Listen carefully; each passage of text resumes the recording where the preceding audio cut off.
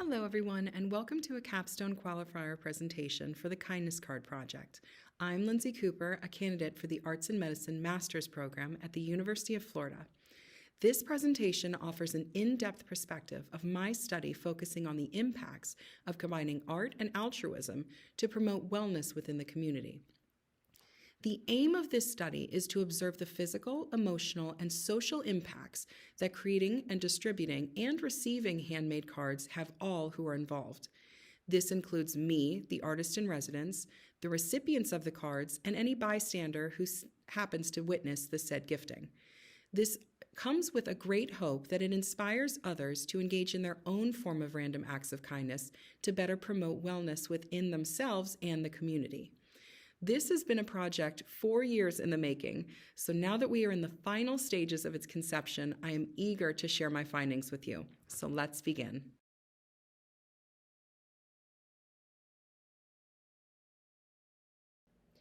Altruism is defined as an unselfish regard or devotion to the welfare of others, engaging in empathetic practices for the sole purpose of benefiting someone other than oneself.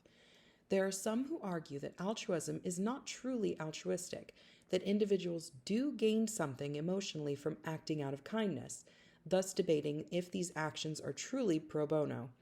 However, in regards to this project, the random acts of kindness are focused on increasing the well-being of individuals, which in turn can have great effects on the community as a whole, including the one acting out of empathy. Acting out of empathy allows us to create a feeling of connection and understanding in a world where positive social connection is diminishing. It has been found that there are emotional and physical repercussions stemming from being and feeling disconnected from one's community. It is also evident that our world shifted drastically during and after COVID-19. Technology had already caused a significant decrease in in-person socialization. Then COVID halted face-to-face socialization, resulting in individuals and whole communities unable to engage in positive social interactions for long periods of time. As we began to evolve into the new norm, we are finding that individuals have grown comfortable in avoiding social interaction, further limiting the possibility for connection and healthy growth. To better understand how we can more efficiently make a progressive impact, we must first gain a better understanding of our demographics through a needs assessment. A needs assessment is the process of determining what issues, if any, lie within a certain focus group. For this study, we will be utilizing research from felt and expressed needs. This would be topics that individuals say that they need and when they express what their needs are through their actions. Maslow's hierarchy of needs present us with 5 foundational tiers for what allows a human to reach self-actualization. This is also known as the top of the pyramid. While we work to achieve our most basic needs, such as security in our finances and establish shelter in our homes, we put at risk the other necessary parts of ourselves by disconnecting from the other levels of our needs, such as love and belonging or even esteem. Now, while the workplace can be a great hub for social stimuli, status growth, and connection, it can also be the leading cause of burnout, stress, and even poor or negatively centered social interaction. For these reasons, I felt it important to focus on individuals and workplaces with higher stress rates, low positive social interaction, and where social interactions are often brief and impersonal. When COVID shifted our lives in 2020, the world had to quickly adapt to a version of socialization that we were not prepared for emotionally. People were sick and lives were vanishing. Jobs were lost, businesses and social centers were closed down for unknown amounts of time. During a period when we needed the support of our fellow community to help one another stay strong, we were hit with quarantines, masks, and the total shutdown of in-person socialization. Now that we've begun the new norm when it comes to socialization, we are faced with an even newer dilemma. How do we reestablish connection in a fast-paced, high-stress world where positive socialization was already diminishing? The answer is simple. We engage in empathetic and altruistic behaviors.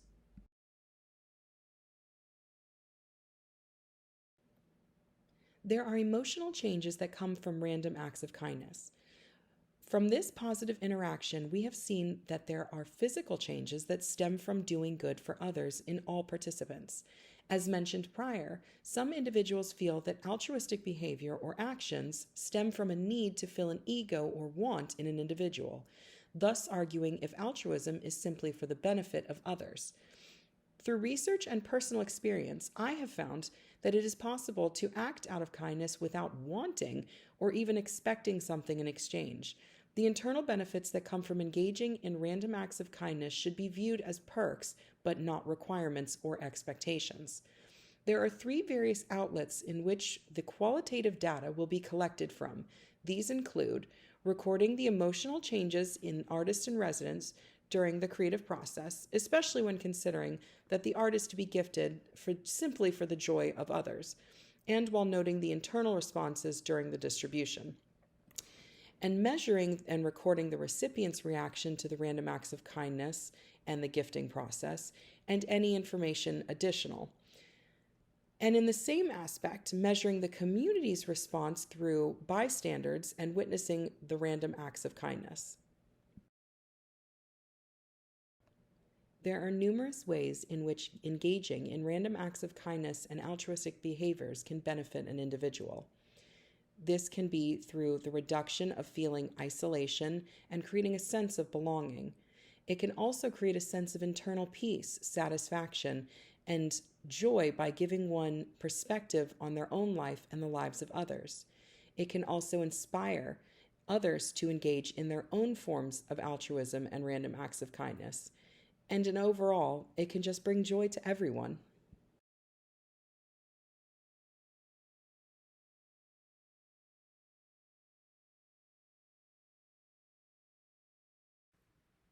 Numerous studies have shown the impacts that art has on one's well-being. Taking into consideration Maslow's hierarchy of needs, 3 of the top tiers can be directly tied to creating art and crafting handmade items. Self-esteem and self-actualization are both components of human needs that can be achieved through hands-on creating. Through self-transcendence during the creative process, a higher form of connection with oneself can be reached. This practice has been compared to and has been shown to have the same effects as engaging in meditation. While at the same time, creative expression leads to a rise in self-esteem and reduction in anxiety and stress. Being immersed in the creative process and sharing it with others can also benefit individuals by allowing them to develop a sense of connection with others around them. This nurtures connection between individuals and allows for the feeling of belongingness to be felt individually and as a community. The aim of this study is to observe the physical, emotional, and social impacts that creating, distributing, and receiving handmade cards of kindness have on a participant and random individuals throughout the community, all while inspiring others to engage in their own various forms of altruism. The 3 main goals include bringing joy and elevating wellness within the community of Gainesville, Florida, inspiring others to engage in their own form of altruism, and gaining a better understanding of the positive effects of combining art and altruism to further promote wellness and gratitude. The methods utilized for obtaining data in this project will be participant observation data and reflexivity of the artist in residence. Much of the data collected will rely heavily on the observation of one's response to being on the receiving end of empathetic actions. The artist in residence own thoughts, opinions, and feelings noted through the entire process will also play a role in understanding the internal changes that take place when acting out of empathy. Observational data will also come from the bystander's response to witnessing random acts of kindness. To ensure that the reactions are genuine, unbiased, and without negative interpretation of the random acts of kindness, the study is to remain unbeknownst to the participants as it is happening. Documentation of the artist in residence own personal experience within the confines of this project will be utilized to gain a greater understanding of the effects of altruism in art in real time. Immediately following each interaction, the observed behaviors will be recorded on 3 separate documents. one for each contributing factor: the recipient, the spectators, and the artist in residence. These documents include a sliding scale of emotional responses, along with any additional notations observed during the interactions. The sliding scale varies from intense positive reactions, such as crying or becoming overcome with emotion, to indifference and/or possible rejection of the card. The artist in residence form dissects the various responses that the preliminary investigator may be experiencing during the giving process. Again, this is measured on a sliding scale with space for additional information such as unexpected changes to the hypothesis. The bystanders form is relatively similar to the recipient form, with the main difference being it allots for numerous bystander information to be compiled on one document. The Institutional Review Board has approved and categorized this study as an IRB-02, Behavioral Social Research Deceptive Study. Because participants are unaware that the study is taking place, careful measures have been set into place regarding data collection information. To further protect participant anonymity, the only information pertaining to the individual would be general location in which the card was delivered, the date, and the time of day. This pertains to both the recipient and any bystanders that are noted in the study. There were some very noteworthy events that occurred during and immediately after the preliminary card distribution. When the first card was given out to the individual who received it, she was so moved that she had asked for 2 more cards for her fellow co-workers, thus proving that random acts of kindness are indeed contagious. Instead of thinking solely of herself, she asked if she could have 2 more cards so her fellow co-workers could share in the art and gratitude. It was also noteworthy that shortly after this interaction, I was driving and suddenly was cut off by another driver. Now, as many of us have experienced before, this can be a highly irritating and stressful situation to be in. However, when this happened, instead of having negative thoughts or feelings rush through me, I felt a sense of empathy and understanding for the other driver.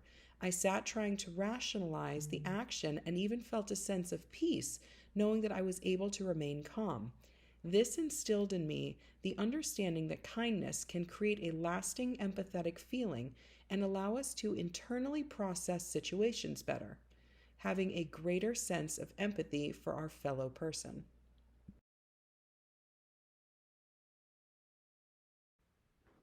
Now that we have a greater understanding of the project itself, let's briefly discuss the proposed timeline for this project.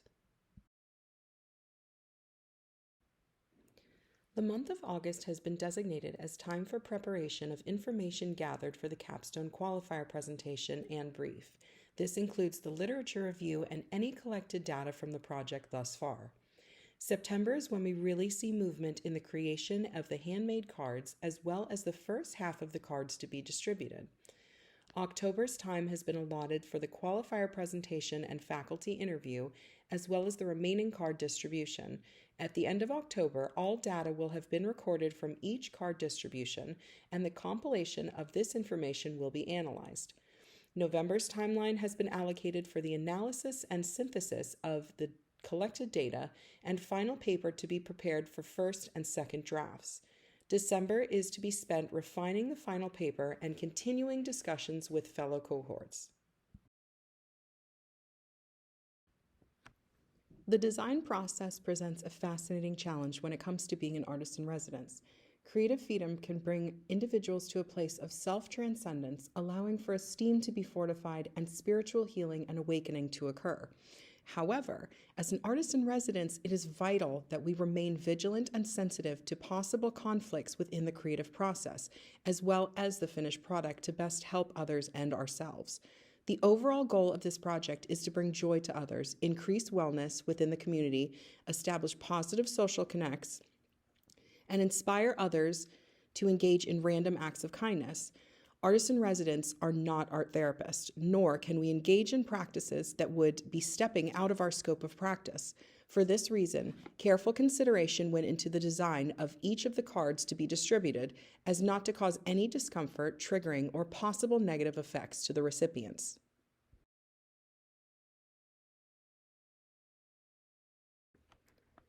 Beginning with the color concept, I based my selection off what color spectrums had the connotation of peace and calm, would least likely cause visual strain or frustration, and have the slimmest chance of negative repercussions for the viewer. Once the cards were ready for the addition of various textures and graphics, I primarily focused on the imagery that would balance well with the visual palette. I selected images of nature, florals, and plant life as it has been shown in numerous studies to have a positive effect on an individual's overall health and well-being. Because a variety of the recipients are to be individuals who have limited interaction with nature and natural elements for the most of the day, I felt it vital to the overall goal of increasing wellness to include these images. The same careful planning and consideration went into the writing of the verbiage for each card. While saying kind things to an individual may seem like a simple task, for an artist in residence, choosing our words carefully is part of our scope of practice. Avoiding phrases or specific sayings that could possibly emotionally disturb or harm the recipient is very important.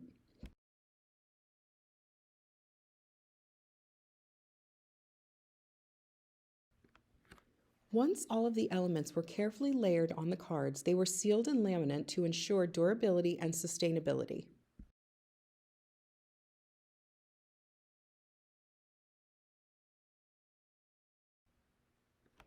These are intended to be viewed as thoughtful gifts and were designed to be kept as reminders of compassion, kindness, and goodwill while inspiring inner peace and boosting overall well-being, with the idea of through small random acts of kindness, we can help others fulfill their emotional and social needs while holistically increasing our own wellness. The gifting process is complex for a variety of reasons. The number one essential factor to be considered is who could benefit from a random act of art? When we think of our day-to-day lives, it is evident that social interactions have become so fleeting that we barely take time to learn one another's names before we are on to the next leg of our journey. And with studies repeatedly showing that texting is the preferred form of communication, it is evident that we are very quickly beginning to forget the importance of face-to-face social interaction. So what about the people we encounter every day? The ones who help our community and the ones who help our own personal lives run smoothly? The recipients of these cards have been judiciously chosen due to their high stress, brief social interaction, and generally negative connotation workplaces.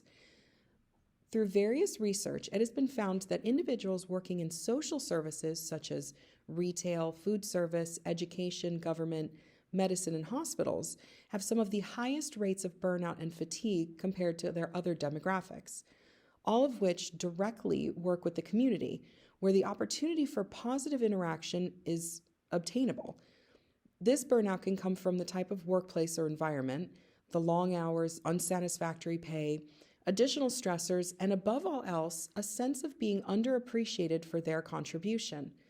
This project extends these individuals a gift of gratefulness and a reminder that they are valued, all while giving them a work of art to reflect on within their space, creating an environment that is no longer represents pressure, anxiety, and negativity. It can be a window of opportunity for peace and inspiration to others.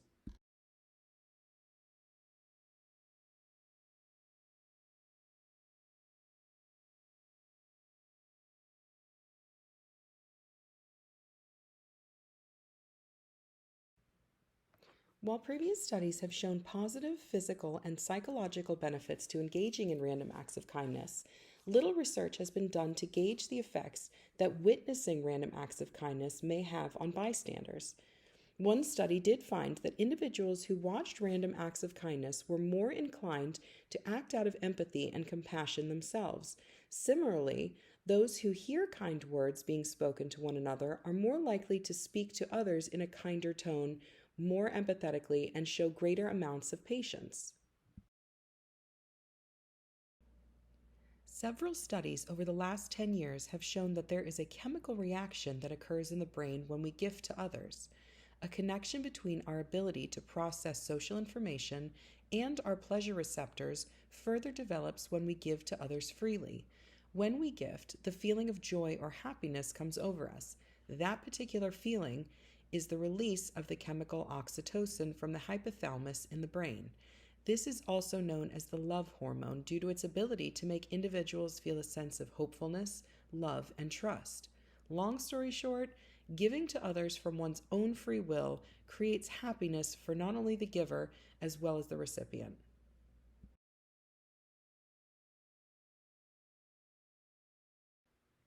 I would like to personally thank you for taking the time to review my development of the Kindness Card Project. This concludes my presentation of the Capstone course, final project for the Center of Arts and Medicine Master's Program at the University of Florida. I truly hope that you have enjoyed my presentation and it has inspired you to go out and engage in your own random act of kindness today. Because as Ralph Waldo Emerson states, you cannot do a kindness too soon, for you never know how soon it will be too late. So go forth, create, and inspire. Thank you.